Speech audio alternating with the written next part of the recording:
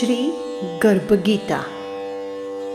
अर्जुनोवाच, हे मधुसूदन, कृपया आप मुझे बताइए कि प्राणी जब गर्भ योनि में आता है तो वो अपने किस गुण दोष के कारण आता है। प्राणी जन्म से पहले गर्भ में कष्ट पाता है और जन्म के समय भी असहनीय पीड़ा पाता है। इसके बाद भी वह रोग पीड़ा के कारण दुख पाता है। उसे बुढ़ापे में अनेक रोग घेर लेते हैं और उसकी मृत्यु हो जाती है। अंततः हे भगवान, कृपया करके आप मुझे बताइए कि वो कौन से कार्य है जिनसे मनुष्य जन्म मृत्यु के दुख से बच सकता है।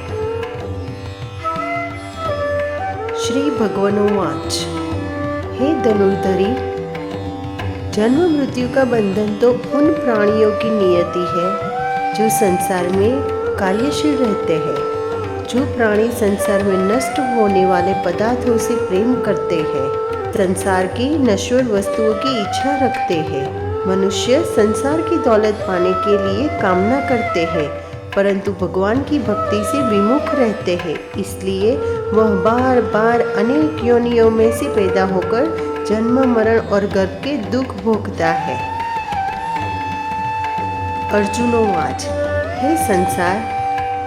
अर्जुनोवाच, हे माधव, संसार की मोह माया से मुक्ति तो संभव नहीं है। मन 5 विकारों के वश में है। वे 5 विकार काम, क्रोध, लोभ, मोह और अहंकार है।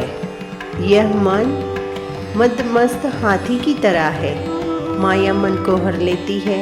इन 5 विकारों में अहंकार सबसे प्रबल है। यह प्राणी को नरक में ले जाता है। हे जनार्दन, इस मदमस्त हाथी को कैसे वश में किया जाए? मनुष्य को कौन से प्रयत्न करने चाहिए जिससे मन को भक्ति में लगाया जा सके? श्री कृष्णोवाच, हे कौन्ते, जिस प्रकार मदमस्त हाथी को वश में करने के लिए महावत अंकुश का प्रयोग किया जाता है, उसी प्रकार मन को काबू में करने के लिए ज्ञान रूपी अंकुश का प्रयोग आवश्यक है। भक्ति और ज्ञान अभ्यास करने पर ही प्राप्त होते हैं। अहंकार करने से जीवन नरक बन जाता है। अर्जुनोवाच, हे जनार्दन, कुछ प्राणी तो आपकी भक्ति करने के लिए वन जंगलों में जाके रमते हैं और कुछ सांसारिक मोह माया छोड़कर जगह जगह भटकते फिरते हैं। अंततः हे प्रभु, इस बारे में कैसे पता चले कि आपकी भक्ति किस प्रकार मिल सकती है? श्री भगवानोवाच, हे अर्जुन, जो प्राणी मुझे खोजने के लिए जंगलों में फिरते हैं वे सन्यासी व वैरागी कहलाते हैं। वे सिर पर जटा बांधते हैं तथा भस्म लगाते हैं, लेकिन फिर भी वो मेरे दर्शन नहीं कर पाते क्योंकि उनमें भक्ति व प्रेम नहीं है। वे अहंकार में डूबे हुए हैं। तप या वैरागी का अहम तो मेरे भक्ति पाने में बाधा डालता है। वे शुद्ध मन से भक्ति करने वाले सतत अभ्यासी जो काम, क्रोध, मोह, लोभ और अहंकार से परे है, उन्हें ही मैं दर्शन देता हूँ। अर्जुनोवाच, हे मधुसूदन, मनुष्य वे 5 विकारों से ग्रस्त होकर अपने सांसारिक जीवन को नष्ट कर लेता है। हे माधव, वो कौन सा पाप है जिसके कारण किसी की स्त्री असमय ही मर जाती है, किसी के पुत्र मर जाते हैं और किसी पाप के कारण व्यक्ति नपुंसक हो जाता है? श्री भगवानोवाच, हे अर्जुन, जो व्यक्ति किसी के कर्ज लेकर उसे चुकाता नहीं है, वह इस पाप कर्म से अपनी पत्नी को खो देता है। उसी प्रकार जो किसी की अमानत को नहीं लौटाते, उसके पुत्र मर जाते हैं। जो किसी व्यक्ति को सहायता करने का वचन देकर भी सहायता नहीं कर पाते हैं समय पे, वो नपुंसक हो जाते हैं। यह सभी बड़े भयंकर पाप है। अर्जुनोवाच, हे कृपानिधान, मनुष्य किस पाप के कारण हमेशा रोगी रहता है और किस पाप के कारण बोझा ढोने वाला गधे का जन्म पाता है? स्त्री तथा गधे का जन्म प्राणी को किस पाप कर्म के कारण मिलता है? मनुष्य किस कुकर्म के फलस्वरूप जघन्य पशु बन जाता है?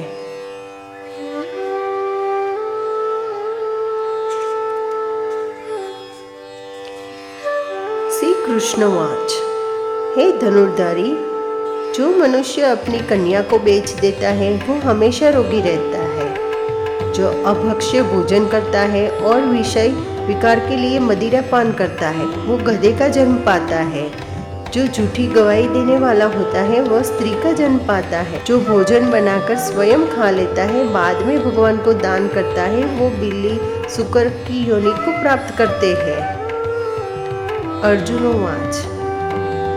हे माधव, इस संसार में जिन प्राणियों को आपने धन दौलत प्रदान की है और उत्तम वाहन दिए हैं उन्होंने कौन से पुण्य किए हैं?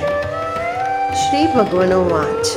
हे धनंजय, जो उत्तम रीति से पात्र को सुवर्ण दान करते हैं वो उत्तम वाहन और धन धान्य को प्राप्त करता है। जो भगवान को साक्षी मानकर कन्या दान करते हैं वे उत्तम पुरुष का जन्म पाते हैं। अर्जुनोवाच। हे दयानिधे, इस संसार में आपको किसी को सुंदर बनाया है, किसी को इतना क्रूर, किसी को धनवान तो किसी को निर्धन, क्यों ऐसा? श्री भगवानोवाच। हे अर्जुन, जिन प्राणियों ने अन्नदान किया है उनका स्वरूप सुंदर है और जिन्होंने विद्या दान किया है वे विद्वान है, फिर भी पुरुषों का रूप स्वरूप नहीं बल्कि गुण महत्वपूर्ण है। जो संतों की सेवा करते हैं वे धनवान व पुत्रवान होते हैं। अर्जुनोवाच। हे मधुसूदन, मनुष्य धन और सांसारिक सुखों के प्रति इतना मोह क्यों रखते हैं? श्री भगवानोवाच। हे कौन्ते, यदि प्राणी मेरी कृपा से वंचित हो जाए तो वह धन दौलत आदि से मोह करने लगते हैं। यह सब नाशवान है। विवेकी प्राणी इनसे दूर रहते हैं। जो व्यक्ति सांसारिक मोह त्याग कर पवित्र स्थलों के दर्शन करके मेरी निष्काम भक्ति करते हैं वह राजा के समान सुख और ज्ञान प्राप्त करते हैं। सभी वस्तुएं नाशवान है, केवल मेरी भक्ति ही ऐसी है जिसका नाश नहीं होता। अर्जुनोवाच। हे जनार्दन, मनुष्य में शारीरिक रोगों जैसे रक्त विकार, खंडवायु, अंधता तथा पंगुता आदि को क्या कारण है?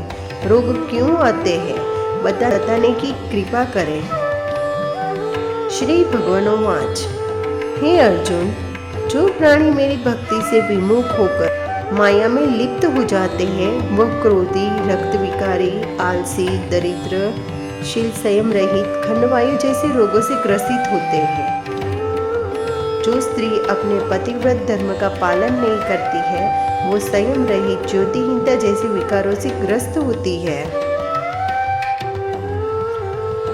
अर्जुनोवाच। हे मधुसूदन, कृपा करके गुरु दीक्षा के बारे में सभी कुछ बताने का कष्ट करें। मुझे गुरु की महिमा के बारे में भी बताइए। श्री भगवानोवाच। हे कौन्ते, तुम्हारा यह प्रश्न संपूर्ण मानव जाति के लिए कल्याणकारी है। तुम धन्य हो और धन्य है तुम्हारी जननी। हे पार्थ, ब्रह्मचारी और संयमी पुरुष जो ईश्वर भक्ति और परोपकार में लगा हो उसे ही गुरु बनाना चाहिए।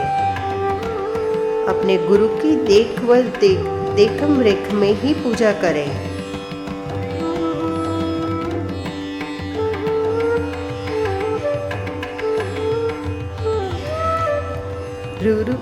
गुरु की कृपा से विमुख प्राणी सप्तग्राम मारने का पाप भोगता है। ऐसे प्राणी को मुख दिखाना भी पाप होता है। हे अर्जुन, सारे संसार के गुरु जगन्नाथ है। विद्या का गुरु काशी है।